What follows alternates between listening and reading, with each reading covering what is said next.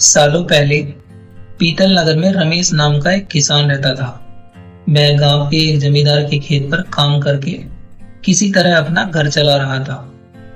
पहले रमेश के भी खेत थे, लेकिन उसके पिता के बीमार होने के कारण उसे अपने सारे खेत बेचने पड़े। मजदूरी में मिलने वाले पैसों से पिता का इलाज कराना और घर का खर्च चलाना काफी मुश्किल हो रहा था।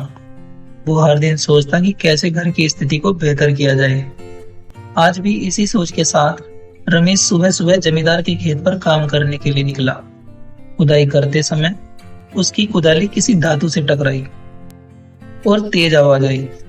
रमेश के मन में हुआ कि आखिर ऐसा क्या है यहाँ। उसने तुरंत उस हिस्से को खोदा तो वहां से एक बड़ा सा पतीला निकला। पतीला देखकर रमेश दुखी हो गया। रमेश के मन में हुआ कि ये जेवरात होते तो मेरे घर की स्थिति थोड़ी सुधर जाती। फिर रमेश ने सोचा कि अब खाना ही खा लेता हूँ। रमेश ने खाना खाने के लिए अपने हाथ की कुदाल उस पतीले में फेंक दी और हाथ मुंह धोकर खाने खाने लगा। खाना खत्म करने के बाद रमेश अपनी कुदाल उठाने के लिए उस पतीले के पास पहुंचा। वहां पहुंचते ही रमेश हैरान हो गया। उस पतीले के अंदर एक नहीं बल्कि बहुत सारे कुदाल थे। उसे कुछ समझ नहीं आया, तभी उसने अपने पास रखी एक टोकरी को भी उस पतीले में फेंक दिया। वो एक टोकरी भी पतीले के अंदर जाते ही बहुत सारी हो गई। ये सब देखकर रमेश खुश हो गया और उस जादुई पतीले को अपने साथ घर लेकर चला आया।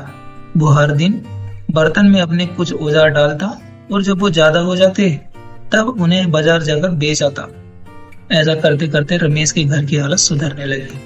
उसने इस तरह से बहुत सारा पैसा कमाया और अपने पिता का इलाज भी करवा लिया था। एक दिन रमेश ने कुछ गहने खरीदे और उन्हें भी पतीले में डाल दिया। वो गहने भी बहुत सारे बन गए। इस तरह धीरे धीरे रमेश अमीर होने लगा। उसने जमींदार के यहाँ मजदूरी करना भी छोड़ दिया। रमेश को अमीर होता देख जमींदार मोहन को रमेश पर शक हुआ। वो सीधा रमेश के घर पहुंचा। वहां जाकर उसे जादुई पतीले के बारे में पता चला। उसने रमेश से पूछा, तुमने यह पतीला कब और किसके घर से चुराया? डरी हुई आवाज में रमेश बोला, साहब ये पतीला मुझे खेत में खुदाई के समय मिला था। मैंने किसी के घर चोरी नहीं की है।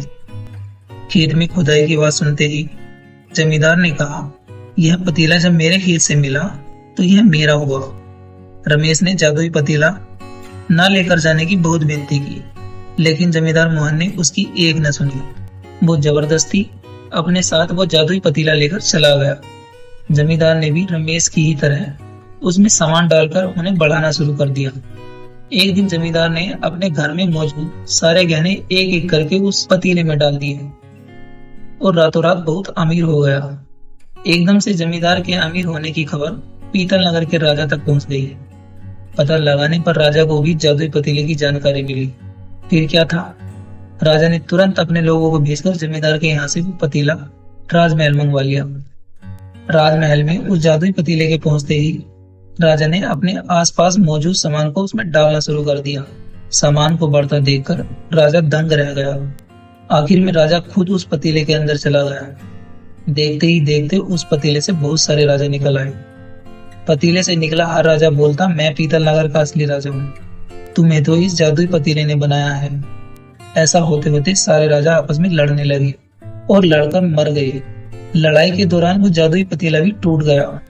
जादुई पतीला के कारण राजमहल में हुई इस भयानक लड़ाई के बारे में नगर में सबको पता चल गया। इस बात की जानकारी मिलते ही मजदूर रमेश और जमींदार मोहन ने सोचा, अच्छा ही हुआ कि हमने उस जादुई पतीले का इस्तेमाल सही से किया। उस राजा ने अपनी मूर्खता के कारण अपनी जान ही खो दी।